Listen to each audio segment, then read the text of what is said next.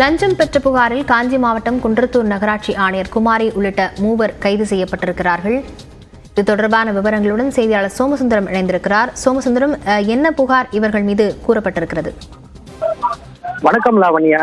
காஞ்சிபுரம் மாவட்டம் குன்றத்தூர் நகராட்சி அலுவலகத்தில் நிலத்தை வரன்முறை செய்ய ரூபாய் 25,000 லஞ்சம் கேட்டதாக அளித்த புகாரின் பேரில் குன்றத்தூர் நகராட்சி நகர அமைப்பு அதிகாரி அலுவலகத்தில் காஞ்சிபுரம் மாவட்ட லஞ்ச ஒழிப்பு அதிகாரி கலைச்செல்வன் தலைமையில் தற்போது சோதனையாடு நடைபெற்று வருகின்றது.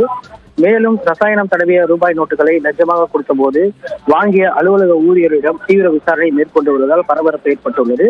மேலும் இந்த புகாரில் இந்த குன்றத்தூர் நகராட்சியில் நில வன்முறைப்படுத்த ரூபாய் 24,000 லஞ்சம் வாங்கியதாக இந்த நகராட்சி கமிஷனர் குமாரி, நகரமைப்பு அதிகாரி பாலசுப்ரமணி மற்றும் அலுவலக உதவியாளர் சாம்சன் ஆகிய 3 பேரை கைது செய்து தற்போது காஞ்சிபுரம் மாவட்ட லஞ்ச ஒழிப்புத்துறை அதிகாரிகள் விசாரணை மேற்கொண்டு வருகின்றனர். இந்த சம்பவமானது அந்த பகுதியில் பெரும் பரபரப்பை ஏற்படுத்தியுள்ளது.